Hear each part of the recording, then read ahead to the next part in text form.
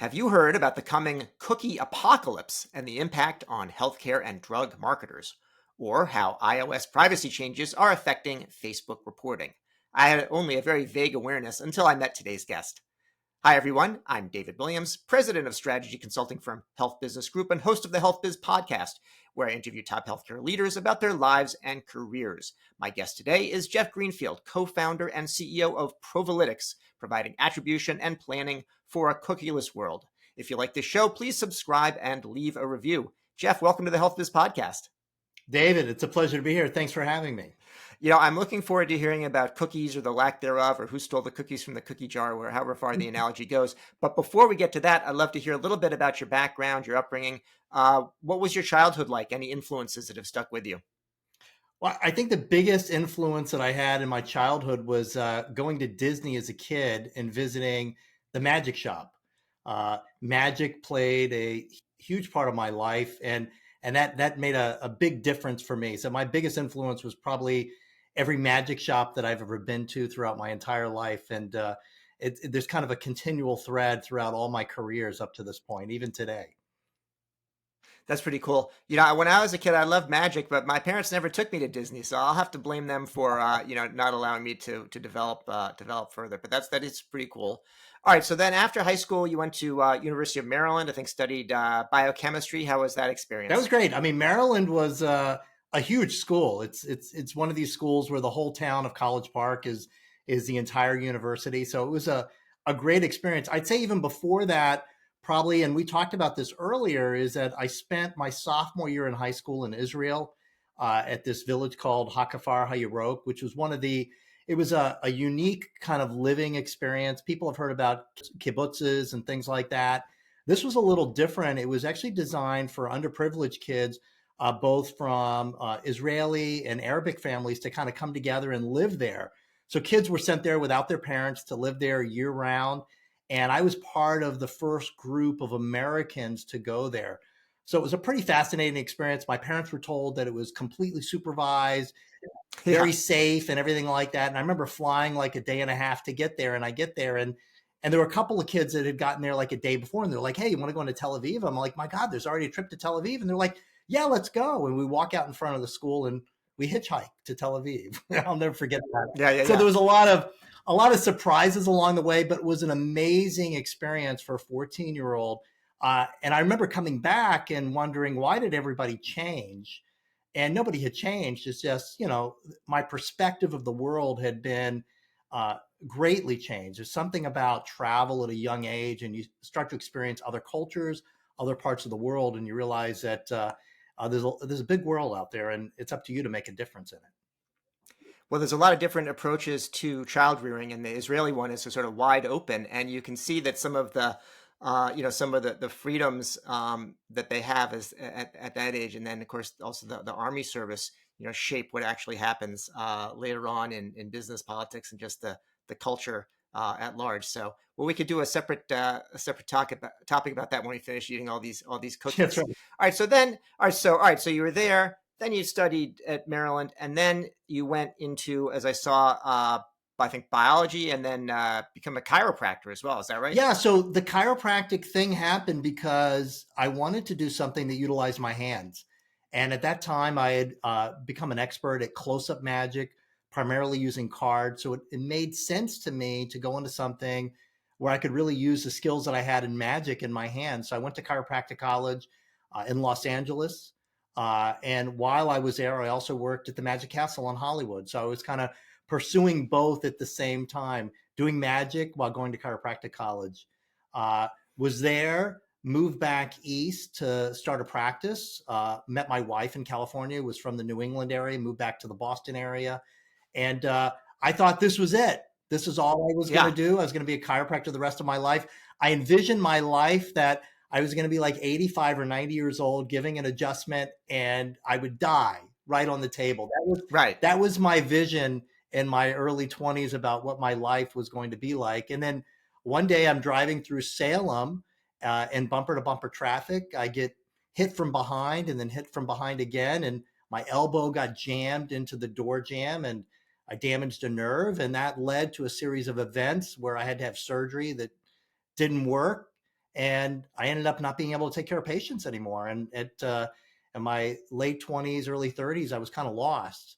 I didn't really know what I wanted to do. I got into managing the practice, but didn't enjoy that. Yeah. I got into healthcare not because I wanted to be a manager. I got into healthcare because I liked the taking care of people and seeing the progress and interacting with people. So I was kind of lost.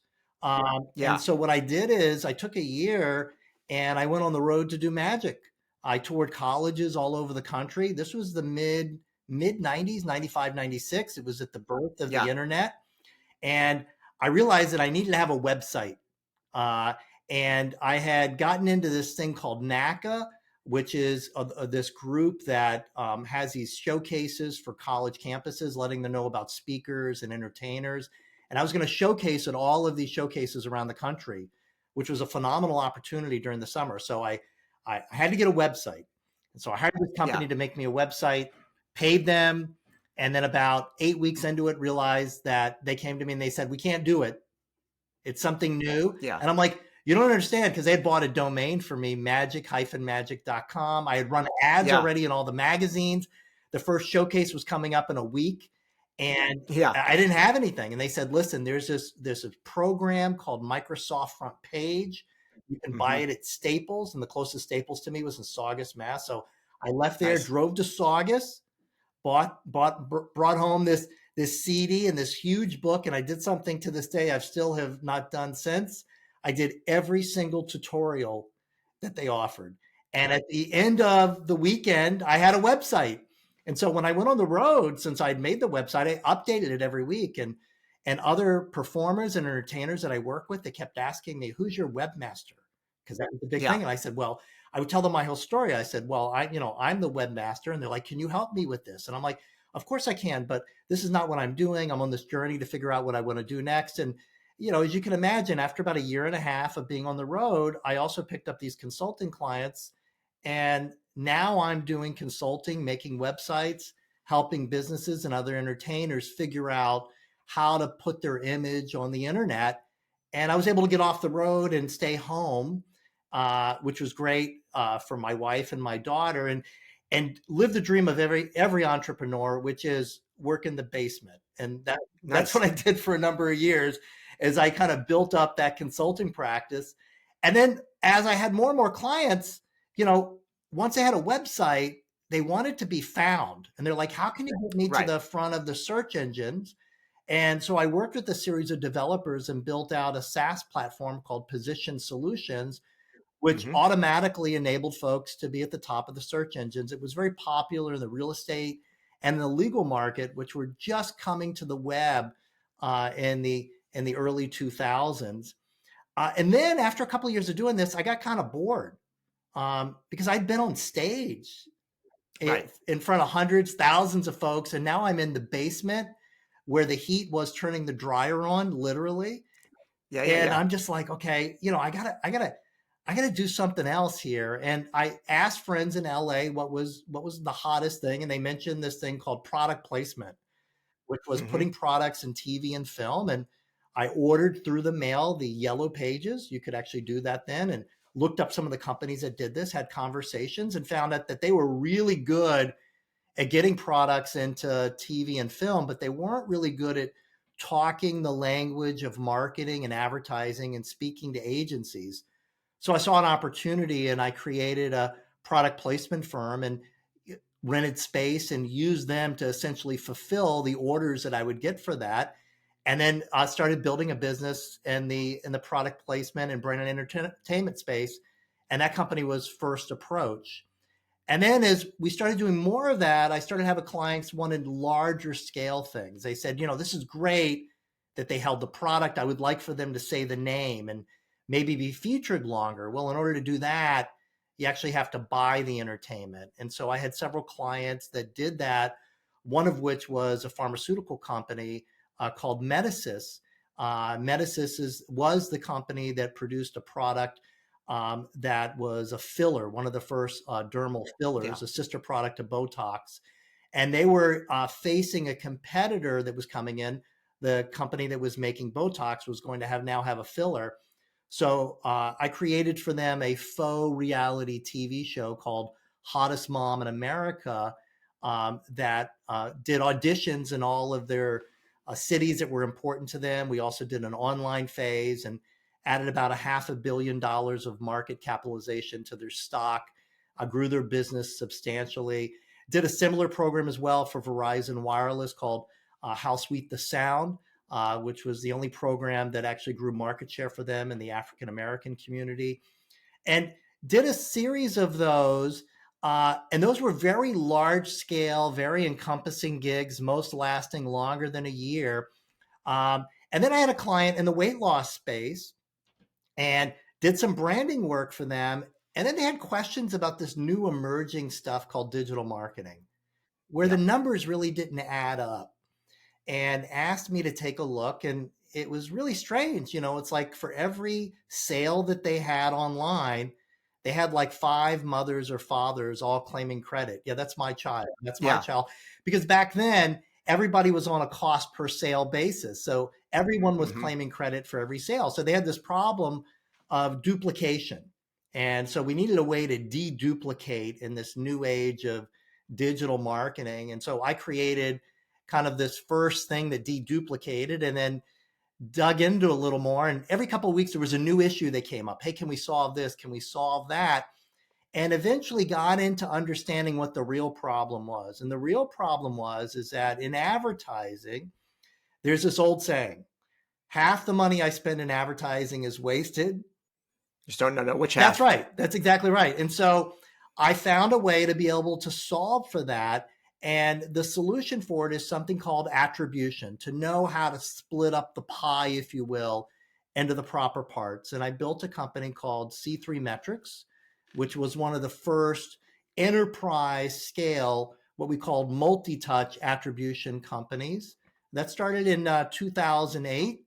I scaled that up to about 65, 70 employees. And I exited there right before COVID. We had clients like JP Morgan, Advanced Auto Parts, GNC. I thought I had done everything I could possibly do in that space. COVID Yeah. came. And with COVID, there was a lot of excitement towards digital marketing because we were all stuck at home. But then there were a series of changes that occurred and kind of the foundation of how the internet operates. The internet has always been free based upon Yeah. advertising. It's like old school TV. You get TV for free because there's advertising. Now things in TV are different. We have to pay for TV and there's advertising, but that's a whole nother discussion. So, okay. So a question, Yeah. I always heard that expression, half of marketing or advertising is wasted. You don't know which half. But of course, if they don't know which half, they probably also don't know, is it really half or not? They just know a lot is wasted. As you do the attribution and as you can track it more, is it half that's wasted, or how much is it? Is it 80%, 20%? And how much does that vary by company? That's a great question, because in a lot of cases it's sometimes more than half. Yeah. And it's fundamentally because of how the system is gamed against the marketer and against the brands. What's happened is that when we think about the concept of marketing and of selling things, there's this thing called AIDA, which is first you have to build awareness, where someone says, "Oh, oh, that's interesting, that product." Then there's I, which is interest. And they say, oh, let me dig into that a little more. Desire, where they say, oh, maybe I really want that. And then action. And Yeah. that's that old adage about the steps that someone has to go through. And you can kind of picture it in your mind as a funnel. You build awareness at the top. Some people, you make aware of something and they say, yeah, that's not for me. And they drop out. Hmm. And so you have to build a lot of awareness in order to get to that action down at the bottom. What's happened is that before there was digital marketing, the way that everything worked is it was very broad. All we had was TV, radio, print, and out of home billboards. That was it. Maybe direct mail too. So Yeah. we couldn't like target individuals. We could target like areas of the country or cities. We could target programs like the people that would watch Fantasy Island, maybe a little different than those who watch Wheel of Fortune. Uh, Yeah. I watch both of yeah, those, and but yeah. you could target based upon interest, based upon magazines. Okay. Yeah. And that was it.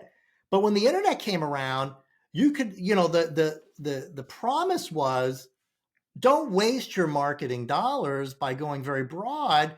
Find the people who are already interested. Well, Yeah. if you find the people who are already interested, remember that's AI. Now you're at desire.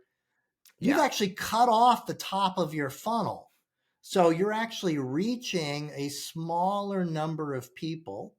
And now the world of advertising, before the digital world, all advertising was, here's the price. This is what an Yeah. ad costs. Ads are more expensive if you want to get a full page ad. If you want to advertise on a specific program, it's more expensive. But it was a price. The price was set, and there was only a couple of qualifiers in terms of it. Well, now everything is an auction. It's a real-time auction. So when you go and you load the Wall Street Journal, and you go to click to look at an article, as that page is loading, imagine there's an auctioneer in the background that says, I have a male who is now on Cape Cod. He is in this age group. He drives a BMW. He likes cigars, and he likes the summer on Cape Cod. How much am I bid for the top ad? I mean, that's all Yeah. happening in real Right. time as it pays. So that's pretty amazing that can all Yeah. happen. But what's happening is that since the funnel is smaller and we've chopped it off, everyone is hyper focused on trying to get the same customer at the same time. And what does that do to bid prices? They go up. In Yeah. fact, if you look at the numbers from Facebook and Google, their profits are continuing to skyrocket. Um, in fact, their profits are going up faster than the profits of the businesses who are funding them. That's what's interesting. That could be a scary thing. Now, it's also interesting if you go after people that are further down the funnel. I don't have a BMW just for, uh, but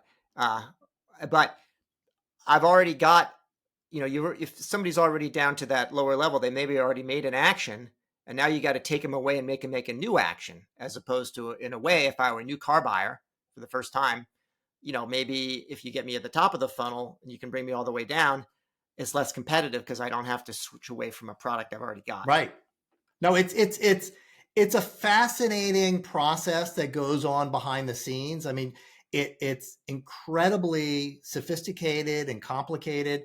The whole AI piece to it even adds so much more to it, because the ads now, after the auction is won, also in near real time, I can personalize that ad Yeah. specifically to you. That's what's incredible. But what it does for advertisers is, just the cost of delivering the ad is one thing.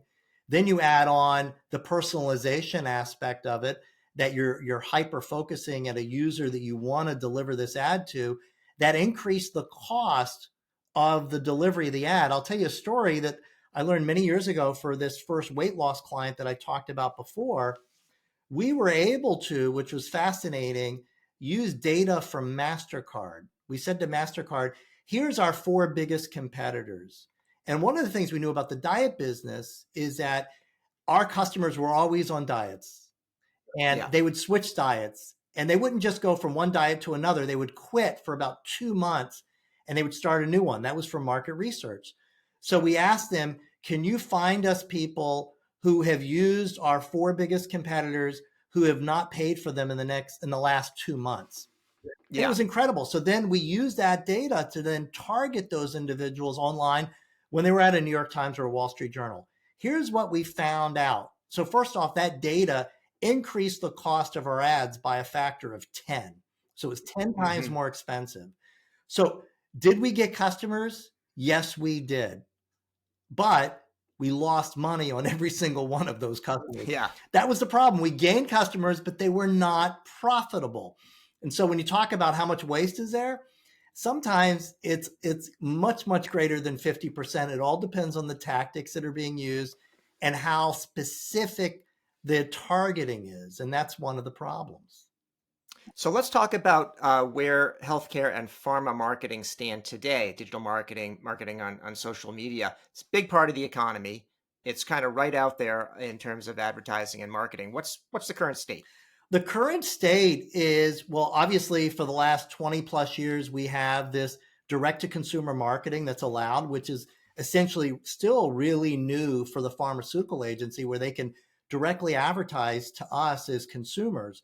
So healthcare marketing, they're marketing to two major groups. They're marketing to healthcare providers to say, hey, I want to educate you about this new drug and maybe its new uses or what it can do.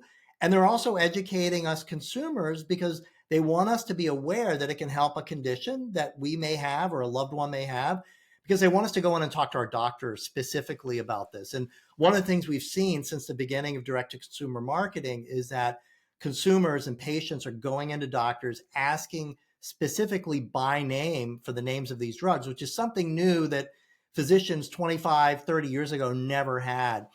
And it used to be that pharma would only advertise in traditional marketing, TV and radio, very, very heavy, Yeah. and print, and that was it. But they've expanded dramatically into the digital realm as well, too. And they're using a combination like a 1-2 punch, using TV and even CTV to deliver that awareness at the top of the funnel. And then the digital is kind of that mid and lower part of the funnel to bring people in. And what they're looking to do is, obviously you can't sign up for a prescription online. You kind of can with some of the telemedicine, but the pharmaceutical companies, what they want is they want you to get educated. They want you to go to the site to learn, maybe download a coupon, give them the phone number so you can get discounts and stuff like that, and then go in to speak to your physician about it. That's really the goal of healthcare marketing and pharmaceutical marketing overall. So, one of the things that the digital world does is it allows a marketer to track somebody very specifically, as you're saying. I don't drink cigar, I don't smoke cigars, I don't have a BMW, but other than that, you got it right. And the digital side probably does know what I do. On the other hand, there's more of an awareness about privacy, and I am an Apple user. And one of the things maybe a couple of years ago, I started to see things like, ask app not to track, or it says this is tracked your location 10 times. Do you want to continue to allow that? And my sense is that those are some fairly dramatic changes and probably has had an impact. Has that had an impact maybe specifically on the drug side and healthcare side? It has. I mean, the pharmaceutical industry and the healthcare side is just like finance, is a highly regulated industry. So there's very specific guidelines that they have to follow, kind of all in their own world as it is. The internet has been, since the beginning, kind of the wild, wild west, if you will, because it hasn't been regulated at all. And so, I always like to say, as things move one way really, really far, it's going to swing back towards the middle. It always does. Yeah. That's how life is. And so what's happened is that iOS did a major update, which was that apps were automatically allowing to, once you had that app and you opened it, they could actually see all your other activity, which allowed them to personalize the experience and personalize the ads. But the problem is that information was getting shared as part of like targeting criteria. And you could say that, if you had, let's say, diabetes, you could end up in a targeted group of folks who have diabetes. And that does kind of go against the whole HIPAA guidelines and everything. That's your private healthcare information. And so Yeah. they pulled that back in iOS. It's also the same way in Firefox. And a lot of the way, so that's in the app world. In the non-app world, most people tend around the world to use Chrome browsers. And one of the ways that the internet has worked is through what we call cookies. And cookies are essentially a little tiny piece of code that sits on your machine that gets deposited there. A great example of a cookie is you go to Amazon and you log in, you authenticate, and then you click the box that said, would you like us to remember you next time? And you check it and you say, yeah, because I don't want to log in every time. And now For sure. you just go to Amazon, you log right in. And that's because as you type in Amazon, it looks to see if that cookie is there and it logs you in. That's called a first party cookie, because that's a cookie that's been set by Amazon. The same is true when you go to the New York Times and you're logged in, or any site, so they can automatically personalize it and you don't have to worry about logging in or what we call authenticating. There's another type of cookie called a third party cookie. This is a cookie that when you're on the New York Times and that real-time auction happens and the ads are there, those ads are setting their own cookies. It's not a New York Times cookie. It's a cookie for the ad company. It's a cookie for my former company to track advertising effectiveness. But ads primarily do it because in that case of Volvo, you're not a Volvo driver yet, but maybe, or a BMW driver yet, but they want you to be, David. So Yeah. they're Yeah. showing you a bunch of ads. But what they don't want is they don't want you to see 35 ads a day because that's a Right. negative experience. And so one of the reasons they set third-party cookies is so that they know, okay, David's already seen 3 ads today. That's enough. We put limits, what we call frequency capping on those types of things. Hmm. And so Got it. the problem is these third-party cookies are also used for these targeting segments, and those can involve healthcare information, can involve things like you doing searching and stuff like that. And so there was a big push a number of years ago where Google said, we're going to get rid of third-party cookies. Yeah. Well, the problem is the whole internet economy, if you will, the whole free part of the internet, which is propped up by advertising, is all based upon third-party cookies. Yeah. And so when they said they were going to get rid of them, and they originally said, we're going to get rid of them at the end of the year, the industry freaked out. So they said, we're not going to do it this year. We're going to do it next year. And for the Yeah. last 3 or 4 years, they've been saying it's happening next year. Yeah. And then they say it's not happening. It's happening next year. It's not happening. So it was supposed to happen this year. They canceled it and they said it was going to happen next year. And now they literally just came out a week ago and they said it's not happening. We're going to keep third-party cookies. But here's the dirty little secret about cookies. Cookies haven't really worked as well as they used to work a long time ago, primarily because they haven't worked in iOS. They haven't worked on Apple devices, as you mentioned, for a number of years. And they're not as effective as they used to be for targeting and things like that. And what's going to happen is that probably very soon in a new version of Chrome, which updates very frequently, we're going to get a pop-up that's going to say, do you want to allow companies to track you? Yeah. And we're all going to say no, just like we did when iOS updated. Right. And that's essentially going to kill cookies. So Okay. cookies are going to be dead, but Google's not going to do it. Consumers are going to do it because of our preference. And that's my prediction on what's going to happen there. Now, I've understood that it depends on how the question is phrased. And that I think the way the iOS question is phrased, something like 75% of people do, ask app not to track. Right. There's some other places where maybe you can where things are worded differently on a website where you're going to be less likely to say that's a bad thing. I want to stop it. Is there controversy, or is it sort of set on how Chrome will do it if they do it? Oh, it hasn't been figured out yet on how they're going to do it. Right now, it's just speculation. But yeah. So it'll be interesting to see how it's going to be. But I think in order for them to save face from a privacy standpoint of view, instead of it being dug deep into the settings, I think there needs for them to have a global, hey, you just updated, this is our new privacy version.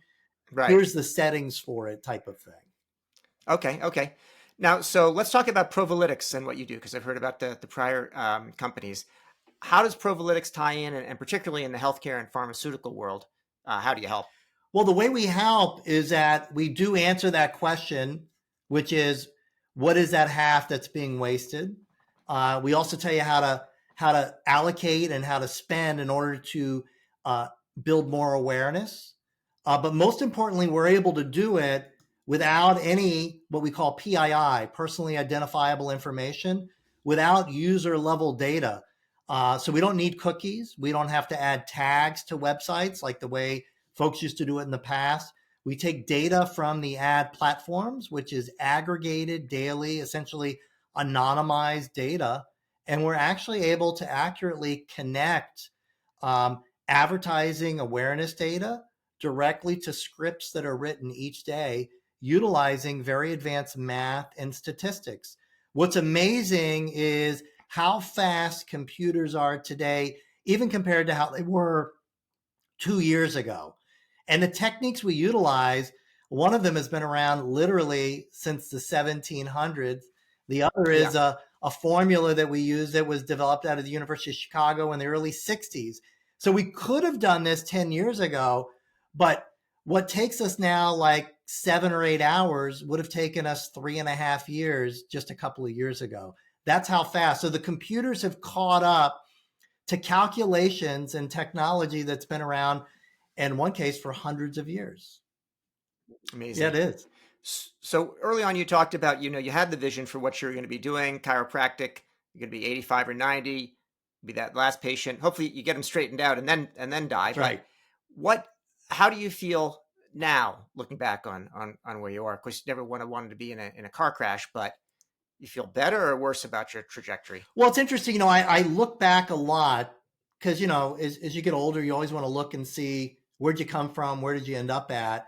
And the way I look at my seat right now, where I sit in the world, is that most marketers, they get into marketing because they're creatives. They want to, it's a big art project, if you will. They're the person who wants to come up with the big ideas. And the reality of marketing today is that it's not very creative. In fact, most marketers spend more time with a spreadsheet than their friends who are accountants. And they hate that. They're not built for that. There's an old saying today that I'm a data-driven marketer, which is the biggest joke because they're not data-driven. They're not numbers people. And the problem in most organizations today is that they think they're data-driven, but they don't speak the same language as finance, and there's that disconnect. So what we do, what Provalytics does, is it does all the math so marketers can get back to being creative, which I see as being somewhat stress reducing for marketers because we enable them to do the stuff that they love. So now if I look back when I was a chiropractor, that's reducing stress on someone's nervous system, allowing them to live better and have a healthier life. And magic is helping people think differently about things. So I look at kind of my role in life as I'm on this role to help reduce stress in people's lives. It just happened right now. I'm helping a group of people who are creatives who find themselves surrounded by a bunch of numbers every day and not very happy about it. So Jeff, my last question for you is whether you have read any good books recently or longer ago, and is there anything you would recommend to our listeners? Yeah, I read a great book a couple of months ago about American Indians. It's a famous book called Black Elk Speaks. Really, really, it's an old book. You may be able to find it in the library. I think you can get it on Amazon.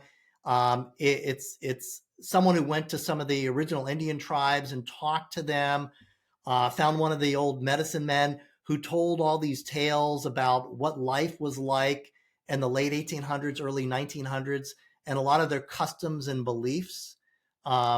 It's fascinating. It's really interesting. And what's really interesting is Indians back then were really, really confused why people were so fascinated by this gold medal that was completely useless. Yeah. But I would highly recommend Black Elk Speaks. Just an amazing book. Great. Well, Jeff Greenfield, co-founder and CEO of Provalytics, thank you for joining me today on the Health Biz Podcast. Thank you, David. It's been a pleasure.